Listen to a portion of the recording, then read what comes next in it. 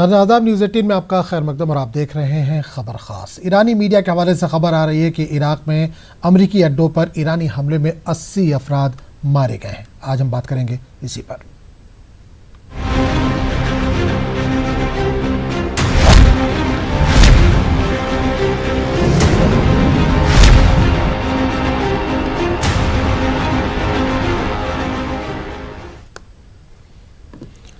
तो नाज़रीन, आपको बता दें कि ईरानी मीडिया के हवाले से जो खबर आ रही है उसमें इराक में अमरीकी अड्डों पर ईरान ने जो हमला किया था उस हमले में 80 अफराद मारे गए हैं। आपको बता दें कि ईरान ने इंतकामी कार्रवाई की है। इसने अमरीकी जारहियत का जवाब दिया है। ईरान ने इराक में कम अज कम 2 अमरीकी ठिकानों पर मिसाइल की बारिश की है। 1 दर्जन से ज्यादा मिसाइल दागे गए हैं। एरबिल और ऐन अल असद में अमरीकी अड्डों को निशाना बनाया गया है। ईरान ने यह हमले या जोहरा कोड वर्ड के तहत किए हैं। ईरान ने पहले ही धमकी दे दी थी कि जनरल कासिम सुलेमानी की मौत का बदला लिया जाएगा।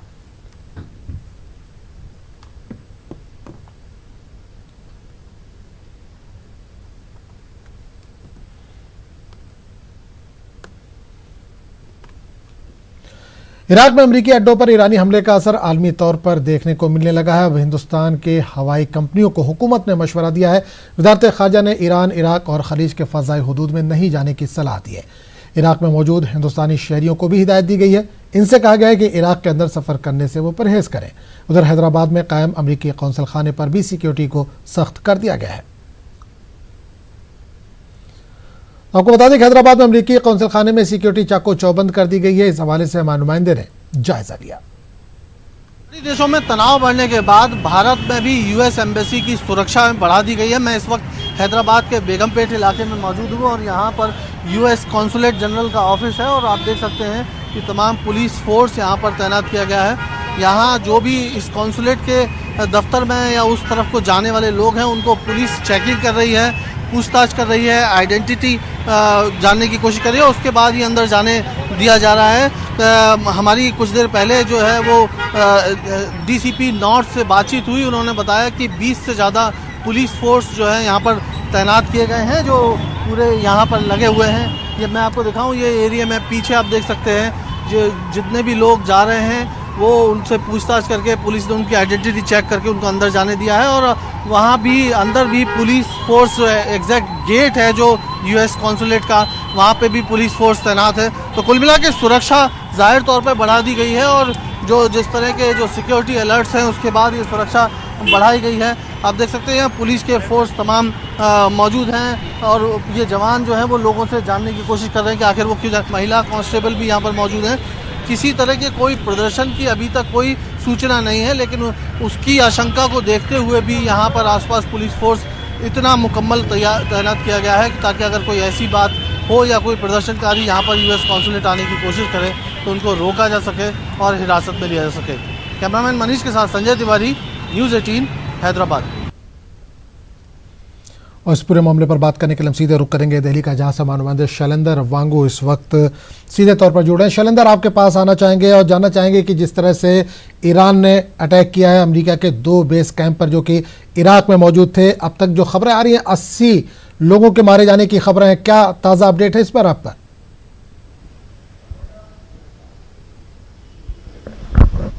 आजम, आपने इससे पहले जब हमारी बात हो रही थी आपने कहा था कि करीब 80 लोगों के मारे जाने की खबर है। इसमें ईरानियन टीवी को ये कोट किया जा रहा था। हालांकि हमारे अमेरिकन गवर्नमेंट के सोर्सेज ये बोल रहे हैं कि ऐसा कोई फिगर सही नहीं है। अमेरिकन गवर्नमेंट इसको नकार रही है और वहीं साथ ही साथ ये बताया जा रहा है कि फिलहाल असेसमेंट अभी किया जा रहा है जो भी वहां पर डैमेज हुआ है उन तमाम दोनों जो बेसिस थे वहां पर। और साथ ही साथ ये भी बता दें कि डोनाल्ड ट्रंप ने अब से कुछ देर पहले जो ट्वीट किया था आपसे करीब 2-3 घंटा पहले, उसमें उन्होंने कहा था ऑल इज वेल। और साथ ही साथ उन्होंने ये भी कहा था कि आज शाम यानी अमेरिका की जब सुबह होगी और यहाँ पे आज शाम करीब 7:30 बजे के आसपास अमेरिकन प्रेसिडेंट डोनाल्ड ट्रंप एक स्टेटमेंट जारी कर सकते हैं। उन्होंने अपने ट्वीट में कहा है कि एक स्टेटमेंट वो जारी करेंगे जब वहां सुबह होती है और यहाँ उस वक्त शाम का वक्त होगा। तो ऐसे में देखना ये होगा कि ईरान को लेकर, ईरान की जो कार्रवाई थी उसको लेकर अब आगे की क्या रणनीति होगी, आगे क्या हिकमती अमली होगी अमेरिका की। क्योंकि अब से कुछ देर पहले जब ये अटैक्स हुए थे दोनों बेसिस पे, इसके बाद लगातार वर्ल्ड ओवर से कोशिश की जा रही है कि किसी भी तरह का एस्केलेशन ना हो, डीएस्केलेट किया जाए हालात को। तो इसी बीच ये भी खबर है कि कुर्दिस्तान के जो पीएम हैं उन्होंने बात की है सेक्रेटरी पोम्पियो से, जो अमेरिका के विदेश मंत्री हैं, और उनसे कहा है कि किस तरह से हालात को सुधारना चाहिए, किस तरह से डिस्कलेट किया जाना चाहिए। तो इसी बीच टेंशंस और ना बढ़े, इसको लेकर लगातार हर मुल्क की ये कोशिश कर रहा है कि अमेरिका और ईरान के साथ संपर्क साधा जाए। इसमें भारत भी शामिल है, और भारत ने, जैसे मैं पहले भी आपको कहा था कि अमेरिकन प्रेसिडेंट डोनाल्ड ट्रंप के साथ कल पीएम मोदी की भी बात हुई थी, और पीएम मोदी के साथ बातचीत के दौरान हालात का भी जिक्र हुआ था। और यह भी माना जा रहा है कि भारत के बहुत से इंटरेस्ट ईरान में है, और भारत इस वक्त न्यूट्रल देश के तौर पर एक बिहेव कर रहा है, क्योंकि इंडिया के इंटरेस्ट तेहरान में है, क्योंकि उस एरिया में, उस रीजन में बहुत से इंडियंस जो हैं, एक्सपर्ट्स जो हैं, वहां पे काम करते हैं। और वहीं साथ साथ जो तेहरान में जो प्रोजेक्ट है भारत का, वो प्रोजेक्ट भी जो है वो काफी इंपॉर्टेंट है, चाहबार जिसका नाम है। तो जाहिर तौर पर भारत नहीं चाहेगा कि उसके साथ भी इस तरह के टेंशन अगर बढ़ते हैं तो उसका नुकसान भारत को हो। बिल्कुल शैलेंद्र, हमारे साथ बने रही। हमारे साथ जैन अली साहब सीनियर सहाफ़ी हैं तेहरान से, वो भी जुड़ गए, इनके पास जाएंगे। इसके अलावा संजय तिवारी हैदराबाद से जुड़े हैं, अमेरिकी कॉन्सुलेट के आसपास वो मौजूद है, उनके पास भी जाएंगे। सबसे पहले जैन अली साहब आपके पास आना चाहूंगा। जिस तरह से ईरान ने दिफाई कार्रवाई, एक तरह से वो कह रहा है कि इंतकामी कार्रवाई उसने की है, दिफाई कार्रवाई की है, 2 बेस कैंप को निशाना बनाया है। खबर जो आ रही है वो 80 लोगों के मारे जाने की खबर है। तेहरान में किस तरह की खबरें आप सुन पा रहे हैं, किस तरह का मंजर देख पा रहे हैं, क्या ये खबर की सदाकत आप कर सकते हैं? हेलो जी जैन अली साहब, आपसे जानना चाहूंगा कि जिस तरह से इंतकामी कार्रवाई ईरान ने की है, 80 लोगों के मारे जाने की इसमें खबर आ रही है, इस खबर की सदाकत आप कर सकते हैं? किस तरह की खबरें वहां पर आ रही हैं? जी, आपकी आवाज थोड़ी कम आ रही है, साफ नहीं है, लेकिन मैं अर्ज करूं कि जो आप सही कह रहे हैं। सब ईरानी जराए ने कहा है कि 80 से ज्यादा अमरीकियों के मरने की इत्तला है। और ईरानी टेलीविजन ने मिसाइल गिरने की फिल्में भी दिखाई हैं, जो मिसाइल जब वो अमरीकी अड्डों पर गिरे हैं तो उसकी फिल्में भी वहाँ पर जो लोग हैं जिन्होंने फिल्म बनाई है वो भी ईरानी नशर है। और ईरानी सफाई पाकिस्तान के मुताबिक ऐन वक्त पर 15 मिसाइल निशाने पर 80 से ज्यादा कम अज कम अमरीकियों की हलाकत की इत्तला है। बिल्कुल जैन अली साहब, मैं अपने नुमाइंदे से कहूँगा कि आपको दोबारा जो है वो फ़ोन कॉल करें, आपकी आवाज़ थोड़ा डिस्टर्ब आ रही है। तब तक हम रुख करेंगे संजय का, जो कि हैदराबाद में मौजूद है। संजय, आपसे जानना चाहेंगे, हैदराबाद में आप मौजूद हैं, अमेरिकी कॉन्सुलेट के आसपास मौजूद हैं, किस तरह का माहौल देख रहे हैं आप वहाँ पर? क्या सिक्योरिटी को बढ़ाया गया है? संजय। आजम, बिल्कुल जो यूएस कॉन्सुलेट जनरल का ऑफिस है उसके बाहर सुरक्षा कड़ी कर दी गई है।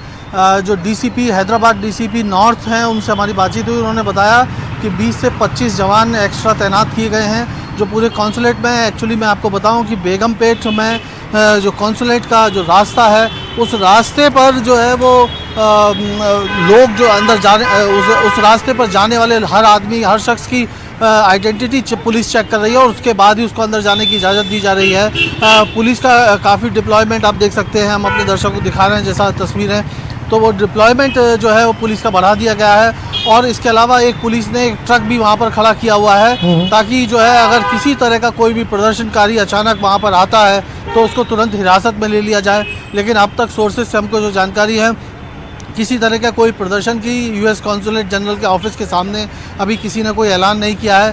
सोर्सेज से हमको ये भी पता चला है कि किसी तरह का कोई स्पेसिफिक अलर्ट नहीं है किसी भी कॉन्सुलेट जनरल के ऑफिस को लेकर, सुरक्षा को लेकर, लेकिन जनरल अलर्ट ज़रूर है और सभी जगह देश के सभी मौजूद हैं, वहाँ पर सुरक्षा बढ़ा दी गई है। और उसी क्रम में हैदराबाद में भी यूएस कॉन्सुलेट जनरल के ऑफिस के बाहर सुरक्षा बढ़ाई गई है। वो पुलिस का ये कहना है कि वो जो है वो किसी भी तरह का लॉ एंड ऑर्डर को मेंटेन रखना चाहती है और किसी तरह की कोई ऐसी उनको कोई खुफिया सूचनाएं नहीं है। लेकिन ये सोर्सेज से हमको जानकारी मिली है कि एक जनरल अलर्ट ज़रूर है और उसी के तहत जो है वो पुलिस फोर्स का डिप्लॉयमेंट बढ़ाया गया है। जी चलिए संजय, बहुत बहुत शुक्रिया यहाँ से जानकारी देने के लिए। हैदराबाद कॉन्सुलेट के बाहर आप मौजूद हैं, बहुत बहुत शुक्रिया इस तमाम जानकारी के लिए। शैलेंद्र हमारे साथ जुड़े हुए। शैलेंद्र, ईरान ने कहा है कि ये पहला कदम है, जिस तरह से ईरान ने अपने दिफा में ये कार्रवाई की है, उसका ये कहना है ये पहला कदम है। अगर अमेरिका ने पलटकर इसका जवाब दिया तो इलाके में युद्ध छिड़ जाएगा, जंग छिड़ जाएगी। और ईरान जंग नहीं चाहता है, ये भी लगातार ईरान कह रहा है। लेकिन जितना बड़ा नुकसान अब तक की जो खबर आ रही है हमारे पास, अभी ईरान से भी हमने सीनियर साफी बात की, उन्होंने कहा कि नुकसान की इतलात यहाँ पर आ रही है, 80 के आसपास लोगों के मारे जाने की इतलात दे रहे हैं वो।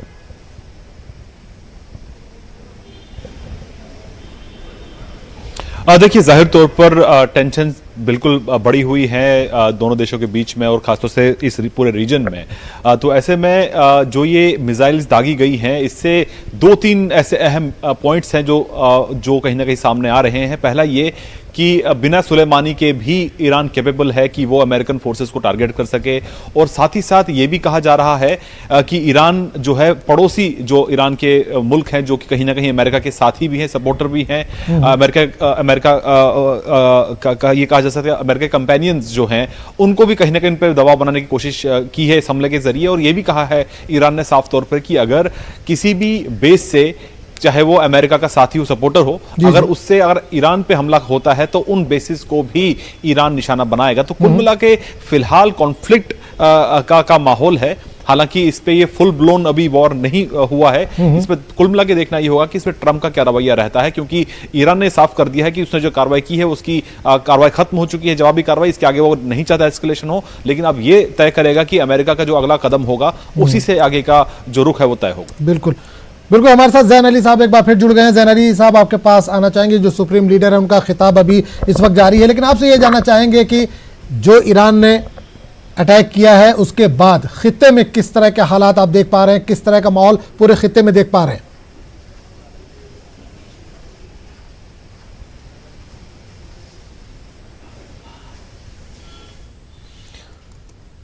जैन अली साहब से शायद राब्ता हमारा फिर मुनक़ते हो गया। मोहिब अली साहब हमारे साथ जुड़ गए, उनसे जानना चाहेंगे। मोहिब साहब, आपसे जानना चाहेंगे कि जिस तरह से ईरान ने जवाबी कार्रवाई की है, उसने ये कहा है कि आगे वो जंग नहीं चाहता, अगर अमेरिका इसका कोई हमला करता है या पलटवार करता है तो खित्ते में जंग छिड़ सकती है। यकीनन देखिए, ईरान ने जो किया है वो ईरान का सॉवरेन राइट है। चूंकि ईरान के एक नेशनल हीरो को, उसके एक कमांडर को मारा गया है अमेरिकन अटैक में, और वो पे नहीं मारा गया, तो ईरान का ये हक है कि वो रिटेलिएट करे। ये इंटरनेशनल लॉ की भी इजाजत, इंटरनेशनल लॉ भी इसकी इजाजत देता है। अब अगर मान लिया कि ये वो ईरान ने कोई प्रोवोकेशन नहीं किया था, उसके बावजूद उसके जनरल को मारा गया, अब ईरान ने रिटेलिएट किया, अगर फिर अमेरिका रिटेलिएट करता है तो हमें ये जानना चाहिए कि किसी भी कंट्री के अपने डोमेस्टिक कंपल्जन होते हैं, पब्लिक ओपिनियन होती है, लोगों के सेंटिमेंट्स होते हैं। हुकूमत अगर ना भी चाहे तो उसे एक्शन लेना पड़ता है। तो इसकी हालत में अगर अमेरिका ने फिर से रिटेलिएट किया तो ये सिलसिला जारी रहेगा और ईरान भी फौरन जवाब देने की कोशिश करेगा। अब ये अलग बात है कि मिलिट्री सलाहियत दोनों की क्या है, दोनों के पास फौजी ताकत कितनी है, लेकिन बहरहाल ईरान बाज नहीं आएगा और ईरान के ऊपर दोबारा अगर अमेरिका हमला करता है तो यकीनन ईरान रिटेलिएशन करेगा। बिल्कुल। जैन अली साहब एक बार फिर हमारे साथ जुड़ गए। जैन अली साहब, अगर आप तक आवाज़ पहुंच रही हो तो जानना चाहेंगे कि ईरान ने जो हमला किया उसमें 80 से ज़ायद लोगों के मारे जाने की इतलात आ रही हैं। आपकी आवाज़ क्लियर नहीं आ पा रही थी हमारे पास, तो क्या तस्दीक वहां पर ईरान में इस ताल्लुक से की जा रही है? जी, आपकी आवाज़ अभी साफ नहीं, लेकिन मैं जो समझ सका हूँ वो ये है कि इस वक्त जो ईरानी मीडिया और ईरानी ज़राए ने बताया है वो ये है कि 80 से ज़्यादा अमरीकियों के मरने की इत्तला है। और जो वहाँ पर मौजूद ईरानी ज़राए हैं उन्होंने ऐनुल असद पर मिसाइल निशाने पर लगने की फिल्म भी बनाई है और वो फिल्म ईरानी मीडिया से नशर भी हुई है। और ईरानी सबाए पाकिस्तान के मुताबिक 15 से ज़्यादा मिसाइल निशाने पर लगे हैं, जबकि अमरीकियों ने इससे पहले दावा किया था कि मिसाइलों को मिसाइल हमलों को नाकाम बना दिया गया है। लेकिन ईरानियों के जो वहाँ पर मौजूद ज़राए हैं उन्होंने वहाँ पर उसकी फिल्म बनाई है और ईरानी मीडिया से इसकी फिल्म भी नशर हो रही है। जी जी बिल्कुल। मोहिब साहब, आपसे जानना चाहेंगे कि जैसा कि जैन साहब बता रहे थे कि तमाम जो मिसाइल थे वो टारगेट पर लगे हैं, 15 के 15 मिसाइल जो छोड़े गए थे ईरान की जानिब से सभी टारगेट पर लगे थे। अमेरिका जो कि अपने आप को सुपर पावर कह रहा है और उसको ये पहले से इत्तला थी कि ईरान इस तरह की कार्रवाई कर सकता है, इस तरह के इक़दाम उठा सकता है, अटैक कर सकता है, जवाबी कार्रवाई कर सकता है, बदले की कार्रवाई कर सकता है, तो क्या उनके फौजी तैयार नहीं थे वहां पर? नहीं, ये बात तो नहीं कहा जा सकता कि तैयार नहीं थे। यकीनन वो उनकी तैयारी पूरी होगी, लेकिन देखिए मिसाइल अगर हमले होते तो ऐसा नहीं कि सारे मिसाइलों को राडार पकड़ ले और फिर उसे तबाह कर दे। लेकिन जो जंग के दौरान जो दावे होते हैं बतौर खास ईरान या अमेरिका की तरफ से जो दावे होंगे, जब तक उसकी न्यूट्रल मीडिया या इंटरनेशनल मीडिया की तरफ से दूसरी जराये से इसकी तस्दीक ना हो, तब तक बहुत ज्यादा यकीन नहीं किया जा सकता। क्योंकि जंग की स्ट्रेटेजी में ये भी होता है कि दोनों कंट्रीज अपनी अपनी तरफ से क्लेम करते हैं। अमेरिका ये कहेगा कि एक भी मिसाइल निशाने पर नहीं लगा, सिविलियन डेथ हुई है, कोई फौजी नहीं मारे गए। दूसरी तरफ ईरान ये कहेगा कि हमारे सारे मिसाइल जो है वो निशाने पर लगे हैं। तो इसकी बात नहीं की जा सकती, लेकिन बहरहाल ये बात अपने आप में अहम है कि ईरान ने रिटेलिएट किया, ईरान ने सरेंडर नहीं किया अमेरिका की जारहियत के सामने। शैलेंद्र भी हमारे साथ दिल्ली से मौजूद है। शैलेंद्र, आपसे जानना चाहेंगे कि अगर इलाके में तशद्दुद और बढ़ा, जंग के हालात पैदा हुए, तो हिंदुस्तान पर इसका कितना असर पड़ेगा?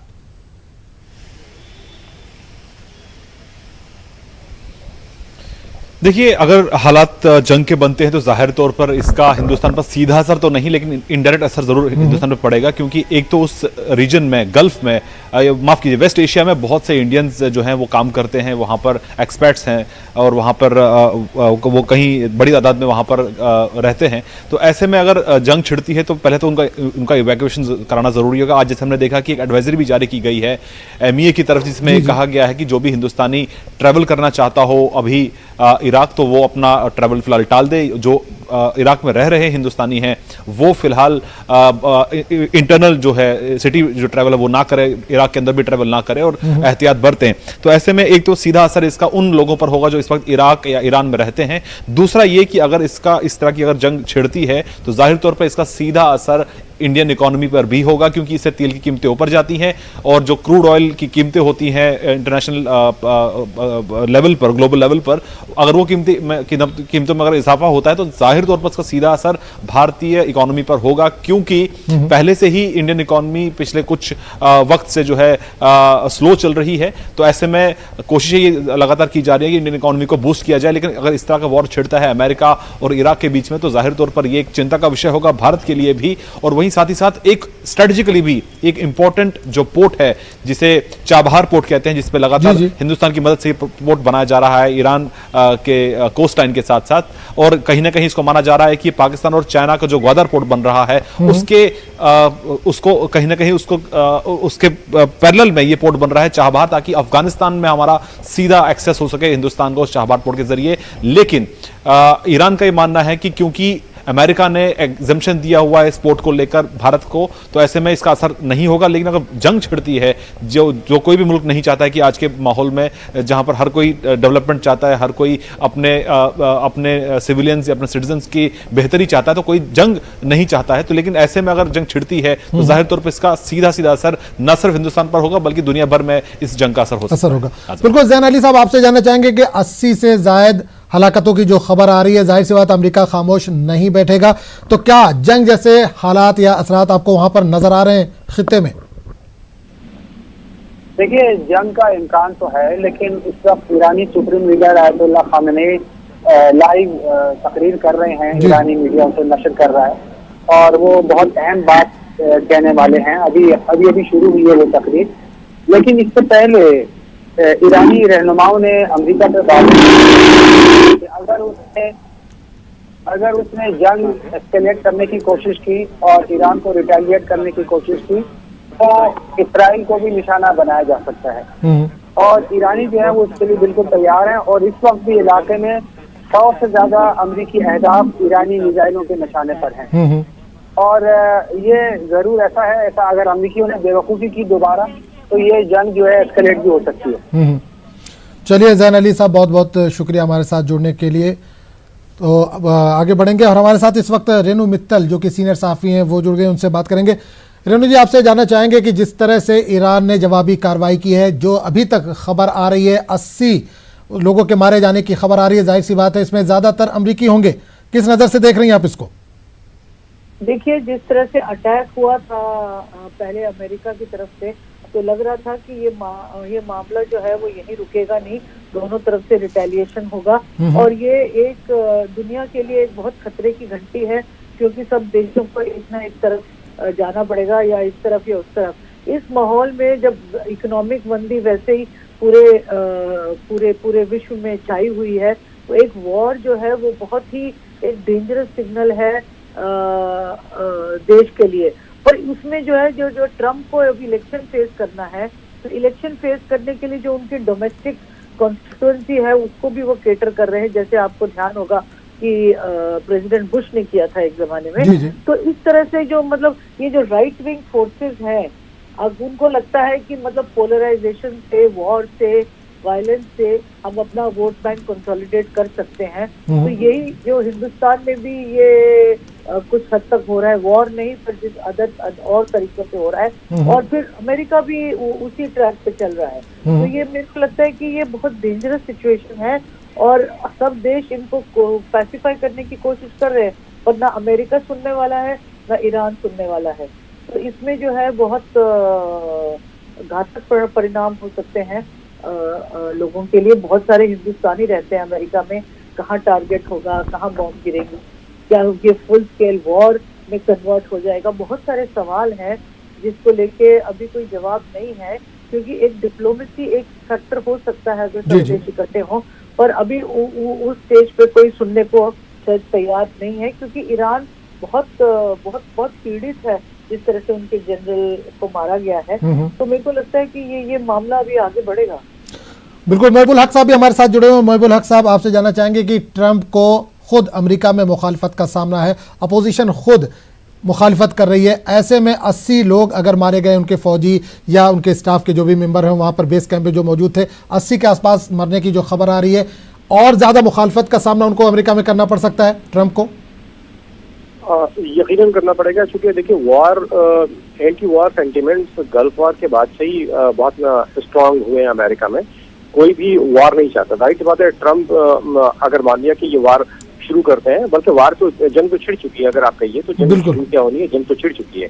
और इस जंग में अगर मान लिया कि अमेरिकन कैजुअलिटीज होती हैं और बॉडी बैग्स अमेरिका वापस जाते हैं, तो उसका एक बहुत बड़ा रिएक्शन होगा, क्योंकि अमेरिकन पब्लिक ओपिनियन भी ये समझती है कि ये एक अनवारंटेड वॉर है जिसकी कोई जरूरत नहीं थी। और पहले तो ट्रंप ने न्यूक्लियर डील से विड्रॉल किया और उस विड्रॉल को इंटरनेशनल कम्युनिटी ने पसंद नहीं किया। और दूसरी तरफ अब ये यानी वॉर की सिचुएशन में ढकेल देना, ईरान पे अनजस्ट पाबंदियां लगाना कि उसकी इकोनॉमी की ये हालत हो जाए कि ईरानियन करेंसी तकरीबन 50,000 अमेरिकन डॉलर के बराबर हो जाए, एक अमेरिकन डॉलर के बराबर। तो अगर आप देखें तो ईरान मुसलसल अमेरिकन जारहियत का शिकार रहा है। और ये जो यानी जो अटैक हुआ अमेरिका की तरफ से, उसे जाहिर है अमेरिकन पब्लिक ओपिनियन भी कभी भी अप्रूव नहीं करेगी। लेकिन इन बातों से अलग हट करके मैं ये समझता हूँ कि एक मौका है हिंदुस्तान के पास भी। हिंदुस्तान एक अगर आप देखें तो थर्ड वर्ल्ड कंट्रीज की नुमाइंदगी करता रहा है, ना वाबस्ता तहरीक का इमाम रहा है हिंदुस्तान। तो मैं ये समझता हूँ कि जनरल असेंबली या यूनाइटेड नेशंस का हंगामी इजलास बुलाना बहुत जरूरी है, ताकि ये वॉर रुके। वॉर से इनडायरेक्टली हिंदुस्तान भी अफेक्ट होगा और खित्ते के तमाम ममालिक अफेक्ट होंगे। तो ऐसी हालत में एक हंगामी इजलास की बात जरूरी है और हिंदुस्तान को इसमें एक लीडिंग रोल प्ले करना चाहिए, क्योंकि हिंदुस्तान एक ग्लोबल पावर है, एक लीडिंग पावर है और वॉर को टालने की एक कोशिश जरूर होनी चाहिए। बिल्कुल शैलेंद्र, आपसे जानना चाहेंगे, ट्रंप की छवि जो वो एक जिद्दी शख्स की या जिद्दी राष्ट्रपति की है, तो ऐसे में आज शाम में वो एक प्रेस कॉन्फ्रेंस भी करने वाले। उन्होंने कल भी कहा था, ट्वीट करके ये बात कही थी कि वो बुध को यानी आज के लिए उन्होंने कहा था कि प्रेस कॉन्फ्रेंस करने वाले हैं। तो क्या कोई बड़ा फैसला ट्रंप के जरिए लिया जा सकता है?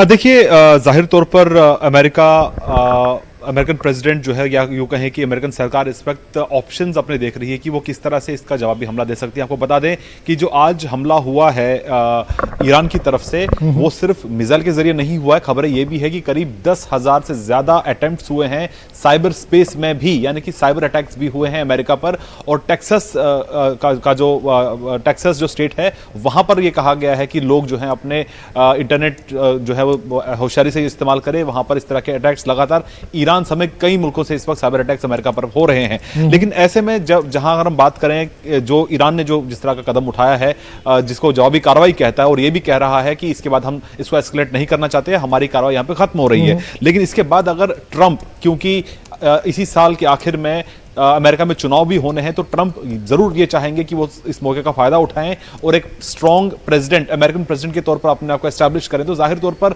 वो ऐसा कोई कदम उठा सकते हैं जिससे हालात और बिगड़े। लेकिन फिलहाल इंतजार इस बात का है कि जो आज शाम करीब 7:30 के आसपास जब ट्रंप एड्रेस करते हैं अमेरिका को, तब देखना ये होगा कि जो डैमेज अमेरिका को, अगर कोई वाकई में कोई डैमेज हुआ है अमेरिकन फोर्सेस को या अमेरिकन जो प्रेजेंस है इराक में, तो जाहिर तौर पर इसका माकूल जवाब अमेरिका दे सकता है। लेकिन वो किस तरह से दिया जाएगा इस बात की भी क्लैरिटी नहीं है। लेकिन ये बात भी साफ है कि ईरान भी साफ कर चुका है कि अगर अमेरिका या अमेरिका कोई भी एलाय अपने बेसिस का इस्तेमाल करता है ईरान के खिलाफ, तो उन बेसिस को भी निशाना बनाया जाएगा। ये कुल मिलाकर के कहा जा सकता है कि अमेरिका के अगले कदम का भी जवाब ईरान देने को तैयार है। तो कहीं ना कहीं ये जो सिचुएशन है वो काफी टेंस है।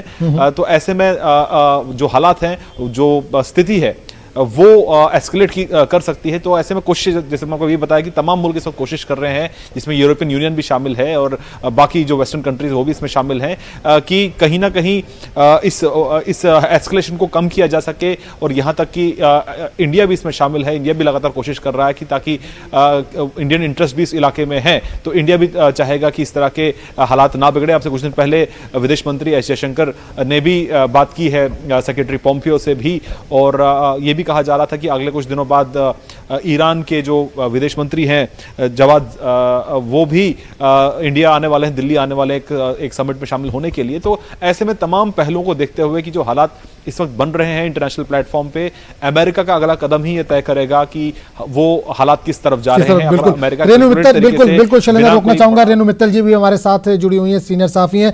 रेणु जी, आपसे जानना चाहूंगा, ईरान ने कहा है कि पूरे खित्ते से, पूरे आसपास के जो नेबरिंग कंट्रीज है जहां पर भी अमेरिका का बेस कैंप है, उसको खाली करना पड़ेगा, उसको इलाके से जाना पड़ेगा। ये माना जाए कि ये शुरुआत हो रही है? बिल्कुल ये माना जाए, क्योंकि जिस तरह से ईरान पे अटैक हुआ, वो उन्होंने प्लेज ही ले लिया कि हम इसका जवाब देंगे और इसका मुंह तोड़ जवाब देंगे। और मुंह तोड़ जवाब का मतलब है कि जो अमेरिकन इंटरेस्ट जा है वह उस पर अटैक होगा। और उसके बाद फिर जैसे हमने देखा था कि ट्विन टावर्स गिरे थे अमेरिका में और एक बिल्कुल दहशत का माहौल हो गया था। अटेम्प्ट यही होगा कि उसी तरह से एक माहौल क्रिएट किया जाए ताकि अमेरिका को भी एक सबक मिले। पर इसमें क्या है कि ये सब देशों के लिए बहुत बहुत मुश्किल सिचुएशन है, कौन किसके साथ जाएगा। और मेरे को लगता है कि हिंदुस्तानी मिडिल ईस्ट में भी बहुत है, अमेरिका में भी बहुत है।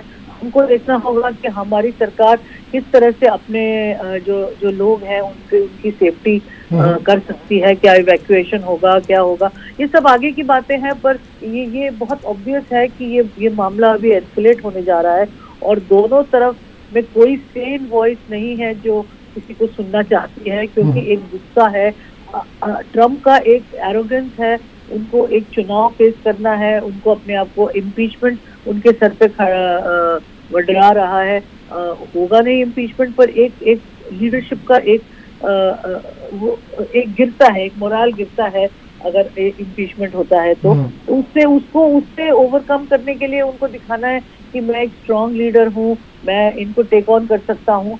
तो ये सब चीजें हैं जो इलेक्ट्रल पॉलिटिक्स को डिक्टेट करती हैं और इस समय मेरे ख्याल में वहाँ पर यही हो रहा है।